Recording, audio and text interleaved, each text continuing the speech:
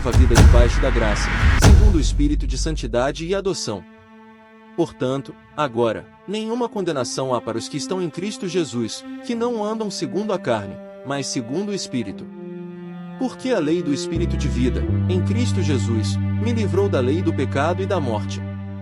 Porquanto, o que era impossível à lei, visto como estava enferma pela carne, Deus, enviando o seu Filho em semelhança da carne do pecado, pelo pecado condenou o pecado na carne, para que a justiça da lei se cumprisse em nós, que não andamos segundo a carne, mas segundo o Espírito.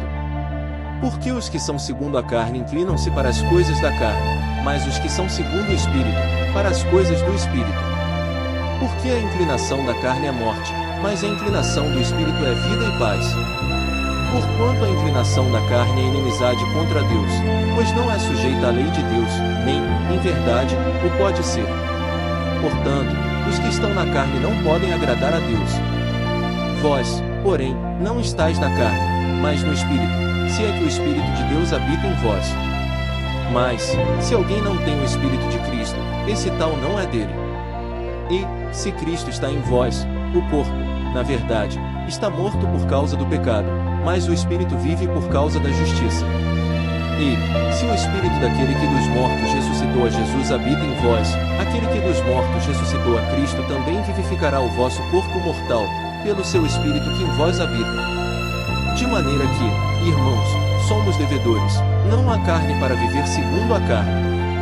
Porque, se viverdes segundo a carne, morrereis, mas, se pelo Espírito mortificardes as obras do corpo, vivereis. Porque todos os que são guiados pelo Espírito de Deus, esses são filhos de Deus. Porque não recebestes o espírito de escravidão, para, outra vez, estardes em temor, mas recebestes o espírito de adoção de filhos, pelo qual clamamos, Abba, Pai. O mesmo Espírito testifica com o nosso espírito que somos filhos de Deus. E, se nós somos filhos, somos, logo, herdeiros também, herdeiros de Deus e co-herdeiros de Cristo, se é certo que com Ele padecemos, para que também com Ele sejamos glorificados. As primícias do Espírito. Esperança, intercessão, eleição. Porque para mim tenho por certo que as aflições deste tempo presente não são para comparar com a glória que em nós há de ser revelada. Porque a ardente expectação da criatura espera a manifestação dos filhos de Deus.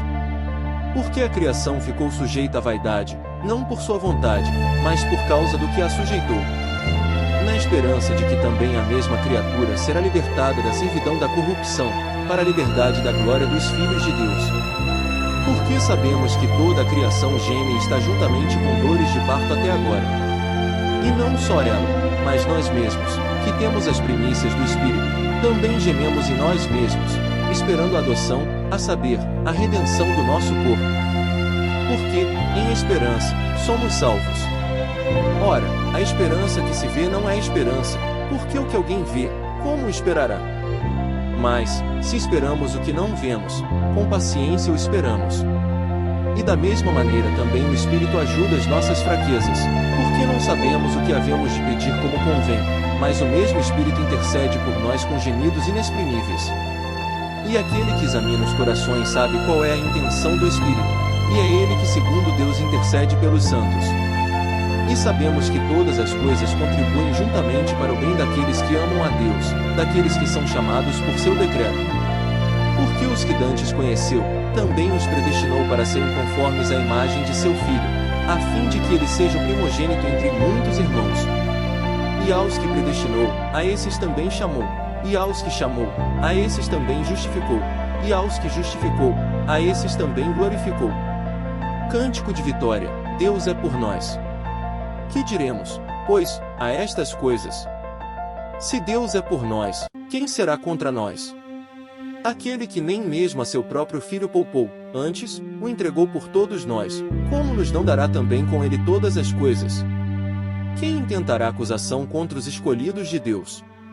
É Deus quem os justifica. Quem os condenará? Pois é Cristo quem morreu ou, antes, quem ressuscitou dentre os mortos, o qual está à direita de Deus, e também intercede por nós. Quem nos separará do amor de Cristo? A tribulação, ou a angústia, ou a perseguição, ou a fome, ou a nudez, ou o perigo, ou a espada? Como está escrito, por amor de ti somos entregues à morte todo dia, fomos reputados como ovelhas para o matadouro. Mas em todas estas coisas somos mais do que vencedores, por aquele que nos amou. Porque estou certo de que nem a morte, nem a vida, nem os anjos, nem os principados, nem as potestades, nem o presente, nem o porvir, nem a altura, nem a profundidade, nem alguma outra criatura nos poderá separar do amor de Deus, que está em Cristo Jesus, nosso Senhor.